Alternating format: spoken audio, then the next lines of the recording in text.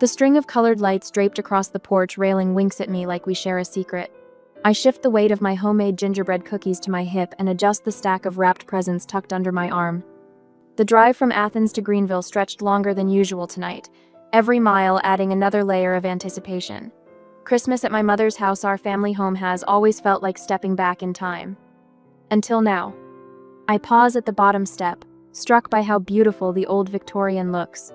White Christmas lights outline every window, casting a warm glow against the December darkness. The giant wreath on the front door, the same one Dad bought 20 years ago, adorned with fresh red berries and pine cones I collected last weekend. Smoke curls from the chimney into the clear South Carolina night. From the outside, everything appears perfect. My breath forms small clouds in the cold air as I climb the steps. The porch boards creak in familiar places, the third step from the bottom, the spot near the railing where Dad once spilled paint. I paid for the new roof last spring, the one that kept the rain from seeping into the attic where Mom stores all our childhood memorabilia. $7,200 from my savings account. A murmur of voices drifts through the partially open window to my left, the living room, where everyone gathers before dinner. I recognize Mom's voice immediately, clear and precise as always. We all agreed she's not welcome this Christmas. My hands tighten around the cookie tin. The words hang in the air, sharp and impossible. Just keep her on the mortgage, though. Uncle Vernon's practical tone, the same one he uses at the bank where he's managed for 20 years. A laugh follows my cousin Monroe. She'll keep paying even if we don't invite her. That's just how Noah is. I stand frozen, cookies clutched against my chest like a shield. The festive wrapping on my gifts suddenly seems garish and foolish. She's not family. My mother's voice again, casual as if discussing the weather. She's just convenient. 4 years earlier, I sat in a leather chair at Carolina First Bank, pen hovering over co-signer papers for Mom's mortgage refinance. Uncle Vernon stood behind her, his hand on her shoulder, explaining how this arrangement would save the family home after Dad's medical bills had nearly bankrupted her. "You're saving this family," Mom had whispered, tears welling in her eyes as I signed my name next to hers. The rush of pride I felt finally being the daughter they needed. "This is your home too," she promised. I never asked for anything in writing. Family doesn't work that way. The first signs came subtly. The group text about Christmas planning never appeared on my phone this year. When I asked Mom about it 2 weeks ago, her response came hours later. "We figured you'd be busy this year." I texted Monroe next. No response. I should have recognized the pattern from last Christmas when I arrived to find 11 place settings at a table for 12. I ended up eating from a paper plate in the kitchen, catching snippets of laughter from the dining room. Now I stand on the porch clutching gifts for people discussing my exclusion. My fingertips tingle with cold. In my coat pocket, my phone vibrates with a calendar reminder. Mortgage payment minus $1,442, tomorrow. The ornament slips from between my fingers before I realize I'm holding it. A small glass angel I brought as an extra gift for the tree. It shatters against the porch step, the sound sharp and final in the quiet night. Inside, the voices stop. "Did you hear something?" Monroe asks. I step backward, away from the splintered glass. My shoulders straighten as something shifts inside me. I turn and walk deliberately toward my car, each step measured and calm. No running, no tears. Not yet. The screen of my phone glows in the darkness of my car. Tomorrow's scheduled mortgage payment, $1,442. The same amount I've paid every month for 4 years while they decided if I was family or just convenient. I start the engine. The Christmas lights of the house me house, according to the bank, reflect in my rearview mirror as I pull away. They've made their choice. Now it's time for me to make mine. Next day, the financial records spread across my kitchen table like fallen autumn leaves. 4 years of statements, each page a month of my life converted to numbers. My hands tremble as I total the final column on my calculator. $69,216. The amount glows on the small screen, accusing me. Nearly $70,000 paid toward a house where I'm not welcome. A house where my mother, Uncle Vernon, and cousin Monroe sit in warmth discussing my exclusion as casually as discussing the weather. I push back from the table, my chair scraping against the tile floor of my Athens apartment. Morning light streams through the blinds, catching dust motes in its beam. Outside, my neighbors prepare for Christmas with twinkling lights and inflatable snowmen. Inside, I'm dismantling the fiction of my family. The warranty deed sits in the center of my financial archaeology. I found it online last night in the county records, my name conspicuously absent despite being on every mortgage statement. Uncle Vernon's banking expertise at work keeping me financially responsible while legally powerless. My phone chimes with a text from my mother. Did you make it home safe last night? As if she cares. As if she hadn't just discussed my banishment from Christmas dinner. The audacity steals my breath. I pull the utility folder from my filing cabinet. Electricity, gas, internet, insurance all in my name. The pattern emerges with nauseating clarity. Every essential service, every financial burden, carried by the daughter they find convenient but not family.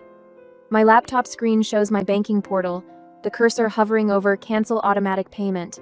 Tomorrow's scheduled transfer, $1,442. The same amount I've paid every month since signing those papers at Carolina First Bank. My finger hovers over the touchpad. She's not family, she's just convenient.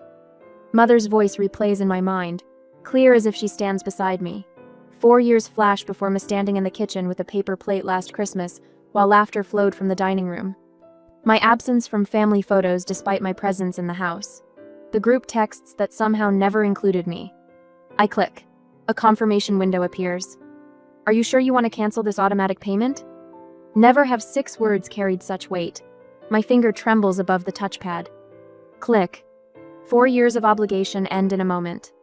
Next day, the office coffee tastes bitter, but Amelia brings me a peppermint mocha from the shop downstairs. She places it on my desk without comment, but her eyes linger on my face. Rough Christmas season? She asks, perching on the edge of my desk.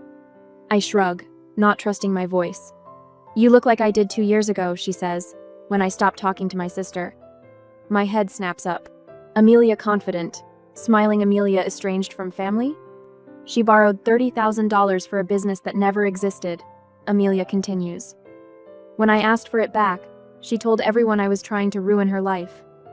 Something cracks in my chest. My mother has me paying for a house I'm not allowed to visit for Christmas. The words hang between us, the first time I've spoken the truth aloud. Amelia doesn't gasp or offer platitudes. She nods. James in accounting went through something similar. His parents took out credit cards in his name. He might have some advice. By afternoon, James sits across from me, explaining cosigner rights I never knew existed. They need your signature to refinance or sell, he says. That's leverage they never told you about. What about the utilities, I ask. Those you can cancel anytime. They're solely in your name. The weight pressing on my chest since last night begins to lift. Options materialize where before I saw only obligation. That evening, my neighbor Eleanor knocks with a plate of snickerdoodles. You seemed upset when you came home that night, she says. Everything okay? I invite her in, surprised when she accepts.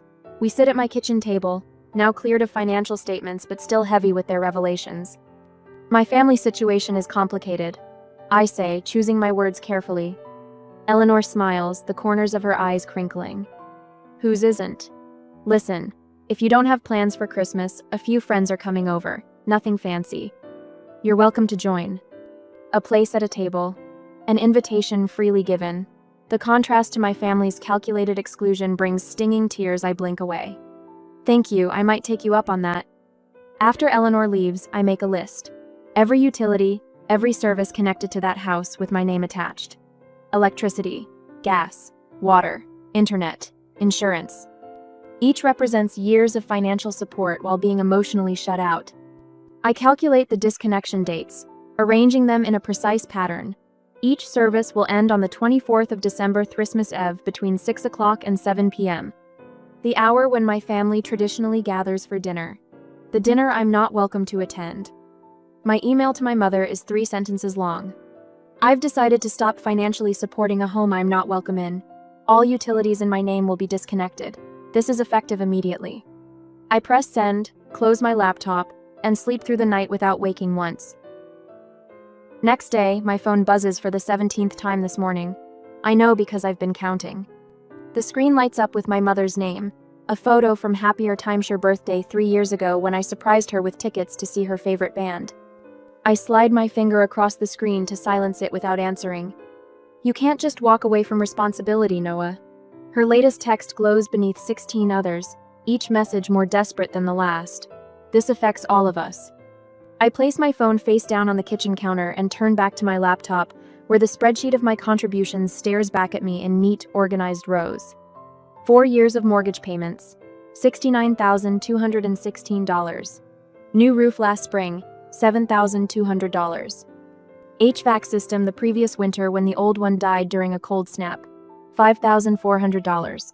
Appliances when the refrigerator leaked and ruined the dishwasher, $2,850. The numbers don't lie, unlike family. The phone buzzes again. Uncle Vernon this time. Noah, this is serious. There are legal implications you don't understand. Call me immediately. Legal implications. Coming from the man who structured the mortgage so carefully, the bank manager uncle who explained how this arrangement would protect everyone, while actually protecting only my mother. I save the message as evidence. My doorbell rings, startling me. Through the peephole, I see James, my financial advisor, his leather portfolio tucked under his arm. I smooth my hair and open the door. Thanks for coming to me, I say. I appreciate it. James settles at my kitchen table, spreading documents between us. As co-signer, you have rights they never explained to you. His finger traces a clause on the mortgage agreement. You own half this property on paper, regardless of what they've told you. The revelation settles in my chest like a stone. But my name isn't on the deed. That's the problem, James taps the document. They deliberately kept you off the deed while putting you on all the liability. Classic case of financial exploitation. The word lands hard. Exploitation. I've been calling it family obligation, duty, love. Can they force me to keep paying? My voice sounds smaller than I intend. James shakes his head. They can try, but no court would side with them once they see this pattern. You've paid for a home you were explicitly told you weren't welcome in. He helps me organize my documentation, every transfer, every repair invoice, every utility payment into a single damning file. When he leaves, the weight on my shoulders feels different. Not lighter exactly, redistributed. My phone rings again. Mother. This time I answer, pressing the record button, first something Amelia suggested yesterday when I broke down during our lunch break. Noah Elizabeth Wynn. My mother's voice cuts sharp as a blade. You've put us in an impossible position, the mortgage company called. Hello to you too, Mom. Don't get smart with me. After all we've done for you. The words stop me cold. Something shifts inside my chest, a tectonic plate moving after years of pressure. What exactly have you done for me, Mom? Silence stretches between us, thin and brittle as ice in spring. Excuse me? Her voice rises an octave. I'm curious. What have you done for me that justifies my paying your mortgage for 4 years? That justifies utilities in my name for a house I'm not welcome in? That justifies... She's not family, she's just convenient? The pause tells me everything. She didn't know I'd heard those words on the porch. You misunderstood what? No, I didn't. My voice remained steady. I heard you clearly. I heard Uncle Vernon. I heard Monroe. And I understood perfectly. Noah, you're being dramatic. We can discuss this when you're thinking rationally. I've never thought more rationally. Would you like me to email you the spreadsheet of my contributions to a house I don't own? It's quite comprehensive. Another silence. We're family, she finally says, as if those words should override everything else. Convenient when you need money, not family when you're setting the Christmas table. I hear her inhale sharply. Your father would be disappointed. Don't, the word comes out hard as flint. Dad valued honesty above everything. He'd be horrified by what you've done. The call ends with her hanging up. I sit motionless, heart hammering against my ribs, waiting for regret that doesn't come. The doorbell rings again. This time it's Eleanor from next door. Casserole dish in hand, concern etching lines around her eyes. Bad day? She asks, seeing my face. Illuminating day. I step aside to let her in. Eleanor places the dish on my counter. My grandmother's recipe. Comfort food for when the world feels cold. She hesitates. Amelia called. Said you might need company tonight. The simple kindness almost breaks me. Eleanor, who I've known less than a year, bringing food. Amelia, who texted earlier offering to help organize my documentation. James, who connected me with his lawyer friend for pro bono advice. This is what support looks like. Not manipulation disguised as family obligation. My phone pings with an email notification. I glance down to see the subject line, Important, Utility Disconnection Notice. The 24th of December. Christmas Eve. The day the lights will go out at my mother's house. The house I've been paying for but am not welcome in. I don't forward the notice to my mother. Some lessons need to be learned in darkness. Eleanor stays for dinner. We eat her grandmother's casserole while she tells me stories about her own family, the good, the bad, the complicated. No pretense of perfection. No manipulation disguised as love. After she leaves, I create a new spreadsheet. This one documents all forms of contact from my family since I canceled the mortgage payment. 43 texts, 17 calls. One social media post from Monroe about ungrateful family members at Christmas. That doesn't name me, but might as well have a spotlight on my face. My phone pings again. A message from my cousin Tamsin, who's been notably absent from the barrage. Check your email. Sent something you should hear. Delete after listening. The audio file downloads slowly. I press play and hear the unmistakable sound of my family's voices around what must be the dining room table. She won't hold out, Vernon says. Noah craves approval too much. Just tell her what she wants to hear. I raised her better than this. My mother's voice, indignant. She knows her responsibilities. We can drag this out legally, Vernon adds. Keep her on the hook financially while we figure out next steps. Monroe laughs. Remember last Christmas when she ate in the kitchen with a paper plate and still paid the mortgage January 1st? Their laughter fills my apartment, but instead of cutting me open, it seals something shut, the last door through which doubt might enter. I save the recording to my documentation file and send Tamsin a single text. Thank you for the truth. Then I silence my phone and sleep through the night for the first time in weeks. The Christmas tree in the corner of my apartment twinkles with white lights, casting dancing shadows across my walls. Michael Bublé croons about a white Christmas from my speaker while I arrange sugar cookies on a festive platter, a tradition I've reclaimed for myself this year. My silenced phone lights up on the coffee table. Again, and again, and again. I check the time. 6:13 p.m. One more minute. I remember Uncle Vernon's voice clearly from my childhood, explaining how electricity worked during a summer storm that knocked out power to half of Greenville. It's not magic, Noah. Just a simple matter of connections and payments. The digital clock on my microwave flips to 6:14. 200 miles away, in the house I've paid for but never belonged in, the lights have just gone out. The carefully roasted turkey in my mother's double oven has stopped cooking. The Christmas playlist blaring from the expensive sound system I bought last year has fallen silent. The heat has ceased flowing through vents I paid to have cleaned every October. Everything stops when you stop paying for it. I pour hot water over a tea bag, the steam rising in delicate curls. The first voicemail arrives before I've added honey. What have you done to us? My mother's voice hits a pitch I haven't heard since I broke her favorite crystal vase at age 12. The power is out, the heat is gone. Everything just stopped working. Call me back immediately. I don't. The tea warms my hands as I curl into my window seat, watching actual snow begin to fall, the first white Christmas in Georgia in 17 years. The universe has impeccable timing. Uncle Vernon's call comes next. I let it go to voicemail too. Noah, this is Vernon. Whatever game you're playing needs to stop now. There are legal consequences for this kind of behavior. I've spoken with colleagues at the firm about your financial obligations. Call me back before you make things worse for yourself. Financial obligations. The same ones they were happy to saddle me with while excluding me from family photos. My phone buzzes with a text from Monroe. You're destroying everything we built. How could you do this to us at Christmas? Us. The word catches in my chest like a splinter. There was never an us that included me. I set my mug down and open my laptop. 3 emails wait in my inbox, precisely as I anticipated. South Carolina Electric, service disconnection confirmation. Greenville Gas and Heating, account closure complete. Southeastern Cable and Internet, service terminated successfully. All services linked to my name, my credit, my bank account for 4 years. All canceled with precise timing after the last dinner guest would have arrived but before the main course could be served. I imagine the scene. Mother's famous crown roast sitting half-cooked in a darkened kitchen.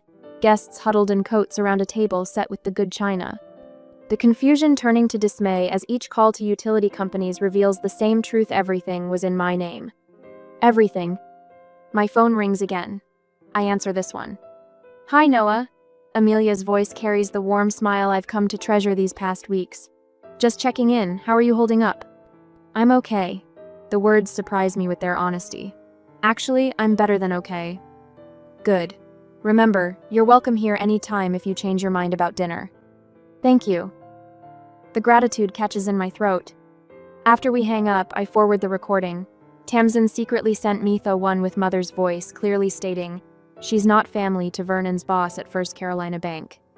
I attach documentation of every mortgage payment, every utility bill, every home repair receipt from the past 4 years.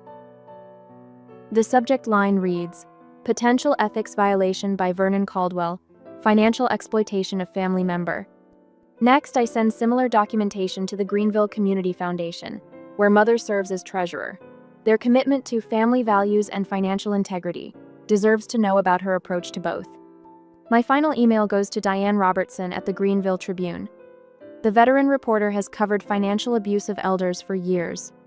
I'm not elderly, but the pattern is the same, using emotional manipulation to extract financial support. The irony doesn't escape me. In trying to exclude me, they made me essential. In treating me as nothing but a convenient resource, they gave me the power to dismantle their comfort with a few clicks. My phone buzzes with a text from my cousin Tamsin. Uncle Vernon just got a call. He's been temporarily relieved of duties pending an internal review. Mom says Aunt Rosalind is freaking out. I set my phone down and watch the snow gather on my windowsill. For the first time in 4 years, Christmas Eve feels peaceful. They always said I wasn't really family. But family doesn't abandon you in the dark. The rapid knock at my apartment door comes at 7:30 on a Tuesday morning. I'm already dressed for work, coffee mug in hand, when I open it to find my mother standing there. Her eyes are red-rimmed, mascara slightly smudged beneath them. She clutches her purse with white knuckles. No, Rosalind says, voice breaking. May I come in? I step aside without a word. 4 years of mortgage payments bought me at least this much civility. She walks into my living room, taking in the modest but comfortable space with quick, darting glances. Her gaze lingers on the small Christmas tree in the corner, the first one that's ever been truly mine. We've always loved you, she says, tears flowing freely now. This is all a terrible misunderstanding. I take a slow sip of coffee, the bitter warmth steadying me. Is that why you said I wasn't family? Just convenient? Her mouth opens, closes, opens again. You weren't meant to hear that. Clearly. Monroe speaks without thinking. Vernon was just being practical. You know how he is. I set my mug down on the counter with a deliberate click. Mom, why are you here? She pulls a tissue from her purse, dabs at her eyes. The power is still off, the water too, it's freezing in the house. I imagine it is. You can't just abandon us like this. Not at Christmas. The irony nearly makes me laugh. Interesting choice of words. She straightens her shoulders, shifting tactics. Vernon says you're legally obligated to continue the payments, as co-signer. Vernon is wrong, I say simply. But I've scheduled a meeting at the bank tomorrow morning at 9. You should come. Bring Vernon. Hope flickers across her face. You'll reinstate the payments? We'll resolve the situation permanently. She misinterprets my calm for capitulation, relief washing over her features. As she leaves, my phone buzzes with a text from Monroe. Way to ruin Christmas for everyone. We are heartbroken. Hope you're proud of yourself. I scroll through my social media to find Monroe has posted a family photo from last year's own. I wasn't in with a lengthy caption about ungrateful family members who destroy holiday traditions. 3 relatives have already called to check on me, their concern transparent as glass. 2 hours later, the phone rings again. My neighbor Eleanor. There's some man in a suit asking questions about you in the building, she warns. Wanted to know about your finances if you seemed stressed. I told him to take a hike. Vernon, using his banking connections to dig into my financial status. When the phone rings again, it's Rosalind. The doctor says my blood pressure is dangerously high, she says without preamble. The stress of having no heat or water. If anything happens to me, I'll see you tomorrow at the bank. I interrupt, ending the call. I open my closet and select my charcoal gray suit, the one I reserve for my most important client meetings. Then I check my leather portfolio one more time. Mortgage statements, utility bills, receipts for the new roof and HVAC system, bank transfers, 4 years of financial records meticulously organized. And the recording. Cousin Tamsin sent it last week after witnessing one too many family planning sessions about how to handle the Noah situation. She's not family. She's just convenient. My mother's voice, clear as crystal, followed by Vernon's chuckle. On Tuesday, the Carolina First Bank conference room feels smaller than I remember. The polished oak table reflects the overhead lights as I arrange my documents in precise order. 9 o'clock approaches. James, my financial advisor, sits beside me. His presence isn't strictly necessary, but after 4 years of feeling outnumbered in my own family, I refuse to walk into this room alone. The door opens. Rosalind enters first, wearing her Sunday best, a strand of pearls at her throat. Vernon follows, confidence radiating from his tailored suit and bank manager's smile. Behind them comes Marcus Phillips, the regional director, Vernon's boss. Vernon falters slightly at the sight of Marcus. This wasn't part of his plan. "Thank you all for coming," I say, my voice steadier than I expected. "I believe we can resolve this situation quickly." Vernon leans forward. "Noah, your mother is deeply distressed by your recent actions. Cutting off utilities during winter, refusing to honor your financial commitments." "My commitments?" I open the portfolio. "Let's clarify those." I place the first document on the table. Mortgage statements showing $69,216 in payments over 4 years. The second document follows. Utility bills totaling $14,522. The third. Home repairs, new roof, HVAC system, appliances, $31,874. The total sinks in. Marcus Phillips studies each document with professional interest. "A significant investment in a property where I'm not welcome," I continue, as evidenced by this. I press play on my phone.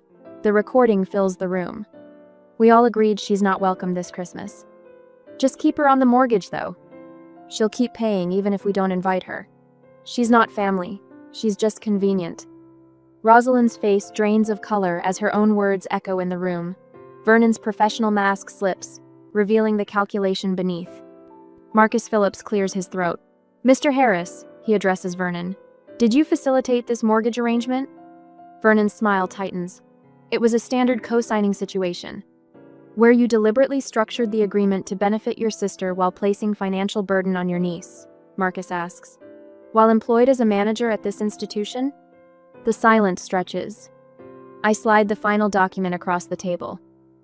"I'm transferring full mortgage responsibility to my mother, effective immediately.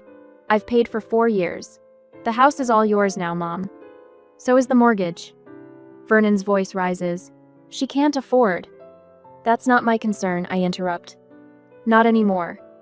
Marcus stands. "Mr. Harris, I'd like to speak with you privately. Now." As Vernon is escorted from the room, my mother reaches for my hand. I pull away gently but firmly. "I don't understand," she whispers. "How will I keep the house?"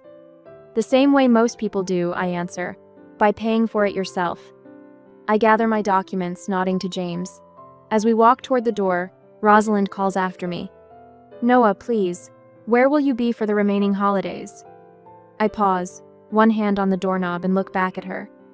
"Somewhere I'm welcome. Somewhere I'm family, not just convenient." The bank door closes behind me with a solid, satisfying click. For the first time in 4 years, my shoulders feel truly straight, my steps light and purposeful. The January air is cold against my face, but I don't mind it. Freedom has its own particular warmth. A year later, I am celebrating a different Christmas. The sun slips through my blinds Christmas morning, painting golden stripes across my comforter. I stretch beneath the warmth, savoring the silence. No kitchen chaos, no passive-aggressive comments about my late arrival, just peaceful quiet in my modest Athens apartment. I pad to the kitchen in my flannel pajamas and wool socks, the hardwood cool beneath my feet. The coffee maker gurgles to life with a press of my finger. A gift to myself, programmable, with a thermal carafe that keeps coffee hot for hours.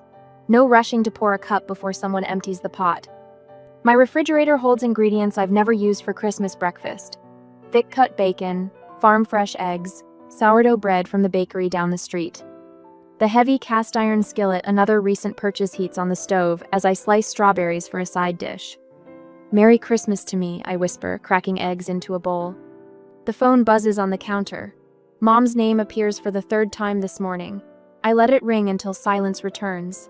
The family home belongs to her now, in name and responsibility. The bank manager's face when I played that recording, she's not family. She's just convenient, still brings a flutter of vindication to my chest even a year later. My breakfast plate steams before me at my small kitchen table. I bow my head, not in prayer, but in acknowledgement. I'm free. The therapy sessions began 2 weeks after the bank meeting. Dr. Laurel's office felt like neutral territory where I could finally speak the truth aloud. "You've been financially exploited," she said plainly during our first session. No sugarcoating. No, but they're family. Just simple recognition of what happened.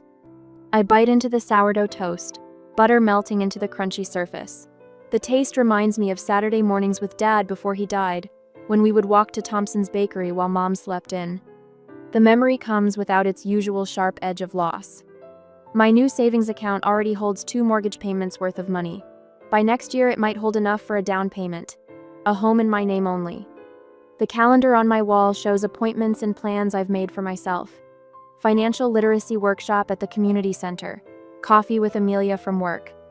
Dinner with Tamsin's only cousin who earned back my trust after sending me that damning recording of the family meeting. Mom's attempts at reconnection fill my blocked call log.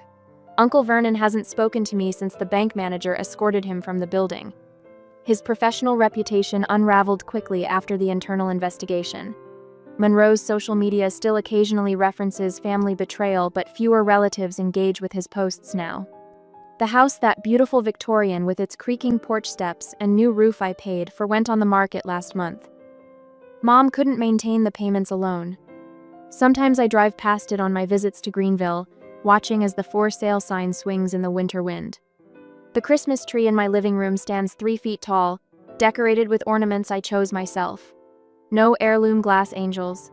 No traditions carried forward that served someone else's story. Just twinkling lights reflecting possibilities in each shining ball. The women at the financial literacy program ask me questions I once couldn't answer for myself. How do you know when helping becomes hurting?